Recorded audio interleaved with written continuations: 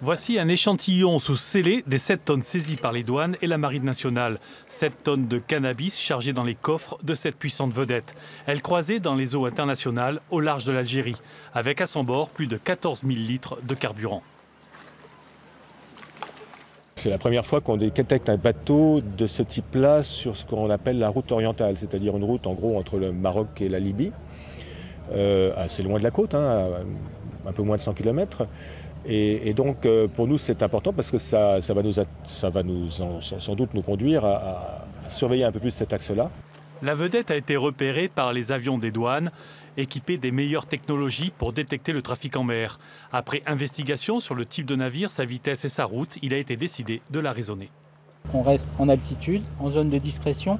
Les trafiquants sur le bateau ne savent pas qu'un avion est en train de les observer. On peut prendre des images à plusieurs kilomètres de distance.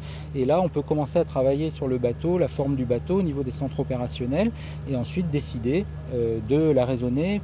Selon les douanes, les arrestations se sont faites sans incident. La Marine nationale a transféré à son bord la drogue et remorqué la vedette jusqu'à Toulon.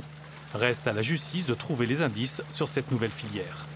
Les investigations effectivement auront une dimension internationale puisque ce bateau a non seulement été intercepté en haute mer, mais à bord donc il y avait 3 personnes de nationalité turque, en possession d'un passeport turc. Donc toutes ces investigations vont effectivement avoir pour objet de déterminer d'où provenait ce produit, quelle était sa destination. La valeur à la revente estimée de cette prise est de 52 millions d'euros.